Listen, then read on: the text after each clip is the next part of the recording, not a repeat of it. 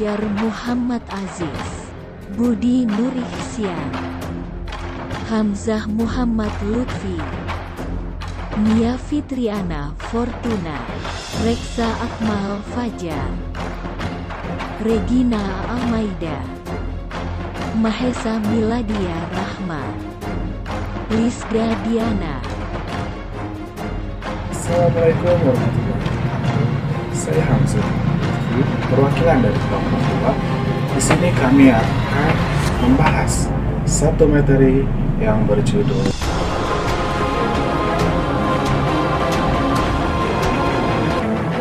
Bismillahirrahmanirrahim. Saya akan menjelaskan tentang pasar monopolistik. Langsung saja ke pengertiannya. Pasar monopolistik adalah sebuah pasar yang memiliki banyak konsumen yang dapat menghasilkan suatu komoditas yang berbeda-beda ya. Pasar persaingan monopolistik merupakan salah satu jenis pasar persaingan tidak sempurna. Termasuk juga salah satu jenis struktur pasar yang memiliki semua unsur, yaitu yang pertama unsur kegiatan produksi, yang kedua distribusi, yang ketiga unsur konsumen. Adapun contoh dari produk yang dijual di pasar monopolistik yang bisa kita jumpai dalam kehidupan sehari-hari, yaitu contohnya alat kosmetik, pakaian, obat-obatan, tempat makan, dan masih banyak lagi juga yang lainnya. Ciri-ciri monopolistik. Yang pertama, memiliki jumlah produsen atau penjual yang sangat banyak. Pada penjual, rata-rata memiliki ukuran perusahaan yang sama rata dan tidak ada di antara mereka memiliki perusahaan yang besar. Contohnya, pada pasar ikan hias, dalam satu gedung pasar bisa memiliki puluhan penjual, namun rata-rata memiliki kapasitas dan kemampuan yang sama. Yang kedua, adanya diferensi produk. Pasar ini menjual produk yang cenderung sama, tapi memiliki banyak perbedaan, khususnya dengan produk lain, seperti pada pengemasan, bentuk, dan lain sebagainya. Yang ketiga, produsen dapat mempengaruhi harga. Dalam pasar persaingan monopolistik, produsen dapat mempengaruhi harga, tetapi pengaruhnya relatif sangat kecil dibandingkan dengan persaingan oligopoli dan monopoli, karena produk yang dihasilkan di pasar monopolistik berbeda corak, maka konsumen berhak untuk memilih. Yang keempat, produsen mudah keluar masuk pasar. Di dalam pasar monopolistik, produsen bisa keluar masuk pasar dengan mudah sesuai dengan kebutuhannya.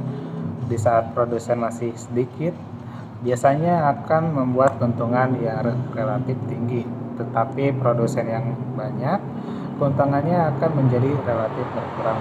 Yang kelima, promosi penjualan harus aktif. Karena setiap perusahaan memiliki keunikannya pada produk masing-masing, sehingga dibutuhkan promosi yang sangat tinggi. Hal ini membuktikan bahwa pasar bersaing bukan pada harga, melainkan pada keunggulan dan keunikan pada produk tersebut. Menjelaskan kelebihan pasar monopolistik. Kelebihan pasar monopolistik kebanyakan dibagi menjadi empat kategori. Yang pertama, banyaknya produsen di pasar. Di sini memberikan sebuah keuntungan bagi konsumen untuk bisa memilih produk yang terbaik baginya. Yang kedua, kebebasan keluar masuk bagi produsen. Untuk mendorong produsen untuk selalu melakukan berbagai sebuah inovasi dalam menghasilkan produknya. Yang ketiga, diferensiasi produk. Di sini untuk mendorong konsumen agar lebih selektif dalam menentukan produk yang akan dibelinya, dan biasanya membuat konsumen loyal terhadap produk yang akan dipilihnya.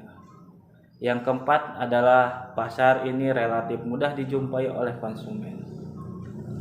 Alasannya, karena sebagian besar kebutuhan sehari-hari konsumen tersedia dalam pasar monopolistik. Kelemahan pasar monopolistik. Yang pertama, ada pasar monopolistik memiliki tingkat persaingan yang tinggi, baik dari segi harga, kualitas, maupun pelayanan. Sehingga produsen yang tidak memiliki modal dan pengalaman yang cukup akan cepat keluar dari pasar. Karena pasar biasanya didominasi oleh produk-produk yang telah ternama atau produk yang telah memiliki brand yang besar. Yang kedua, dibutuhkan modal yang cukup besar untuk masuk ke dalam pasar monopolistik. Karena pemain pasar di dalamnya memiliki skala ekonomis yang cukup tinggi. Itu dia karena produk-produknya sudah punya nama yang besar atau sudah ternama.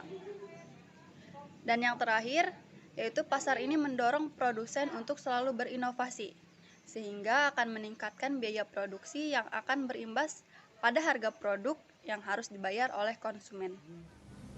Assalamualaikum warahmatullahi wabarakatuh. Perkenalkan, nama saya Manisha Milady Rahman. Di sini saya akan menjelaskan beberapa slide. Nah, adanya perbedaan keseimbangan jangka pendek dan jangka panjang di dalam pasar persaingan monopolistik. Dalam jangka pendek, keseimbangan pada pasar monopolistik adalah kurva permintaannya lebih elastis. Sedangkan dalam jangka pendek, semua perusahaan monopolistik mengalami titik impas dalam produksinya. Selanjutnya, di sini terdapat dua kurva. Kurva equilibrium jangka panjang di pasar persaingan monopolistik dan sempurna. Dapat dilihat kurvanya.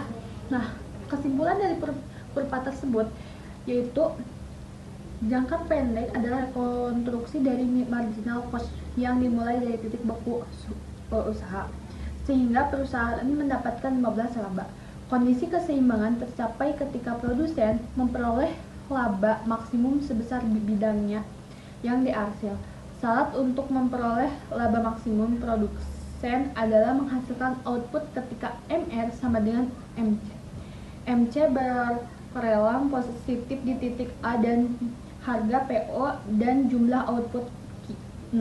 Jika produsen memproduksi pada harga P1 dan jumlah output Q1, maka produsen akan memperoleh laba sebesar 0, atau produsen berada di titik impas TR sama dengan TC. Jika produsen memperoleh pada harga P2 dan atau produsen berada di titik impas TR sama dengan TC. Jika produsen memperoleh pada harga P2 dan jumlah output Q2, maka produsen akan memperoleh kerugian sebesar biaya tetap. Dalam jangka panjang, kondisi pasar persaingan sempurna akan berubah dengan adanya kemungkinan penjualan masuk dan keluar. Laba yang terjadi di dalam pasar yaitu ketika tingkat harga lebih dari long run average cost, maka produsen baru akan masuk ke pasar akibat barang yang ditawarkan makin banyak, sehingga akan menurunkan harga hingga P sama dengan L aja. Langsung saja saya akan menjelaskan tentang faktor-faktor bukan harga dalam pasar persaingan monopolistik. No price competition, persaingan bukan harga atau persaingan non harga adalah dimensi persaingan yang didasarkan pada faktor selain harga. Dalam hal ini, perusahaan mendeprenisasi penawaran mereka dan membuatnya unik. Kompetisi non harga dianggap lebih baik dan lebih bertahan untuk jangka panjang. Alasannya, strategi ini memungkinkan pelanggan untuk tetap loyal meskipun harga barang relatif mahal. Inilah salah satu alasan karena Apple masih bertahan hingga kini dan masih banyak diburu meskipun harganya relatif mahal. Ketidakefisienan di dalam pasar persaingan monopolistik. Ada dua penyebab mengapa ketidakefisienan muncul di dalam pasar persaingan monopolistik. Yang pertama, karena harga jual yang lebih tinggi dibanding dengan biaya marginal, dan yang kedua karena kapasitas yang terlalu berlebih. Kelebihan kapasitas juga dapat muncul ketika permintaan bersifat musiman, dan kelebihan kapasitas juga dapat muncul ketika permintaan pelanggan menurun secara permanen. Alasan lain kelebihan kapasitas yaitu respon berlebihan terhadap peningkatan permintaan. Saya akan menjelaskan tentang faktor-faktor dari pasar monopolistik. Faktor penyebab terbentuknya pasar monopolistik dibagi menjadi beberapa faktor. Yang pertama, produsen dapat dengan mudah masuk ataupun keluar dari pasar monopolistik. Yang kedua, banyak alternatif untuk memuat produk yang sebenarnya sama namun berbeda corak dari desain kemasan, mutu, dan yang lainnya. Kemudian yang ketiga, yaitu dapat menentukan harga sesuai dengan keinginan, keuntungan, dan kemampuan suatu pasar. Terus kemudian adapun contoh dari pasar monopolistik, di sini saya mengambil contohnya pasar kendaraan bermotor. Di dalam pasar kendaraan bermotor contohnya seperti ini. Seperti pasar mobil dan sepeda motor. Produk sepeda motor cenderung bersifat homogen. Namun demikian, masing-masing memiliki ciri yang khas tersendiri. Ciri khususnya misalkan pemakaian bahan bakar yang irit, atau bisa saja memiliki keunggulan pada mesin yang stabil untuk jarak jauh karena setiap merek mempunyai ciri khas. Tiap-tiap merek mempunyai pelanggan setia tersendiri. Kemudian contoh yang kedua itu pasar produk-produk untuk peralatan mandi. Di sini contohnya seperti sampo, pasta gigi, sabun mandi, dan yang lain-lain. Meskipun fungsi semua produk-produk tersebut adalah sama, yaitu untuk keperluan saat mandi, tetapi setiap produk memiliki ciri khusus sesuai dengan produsennya. Misalkan di dalam perbedaan kemasan, aroma, komposisi bahannya, serta warna dan kemasannya. Sekian penjelasan dari saya. Terima kasih. Assalamualaikum warahmatullahi wabarakatuh.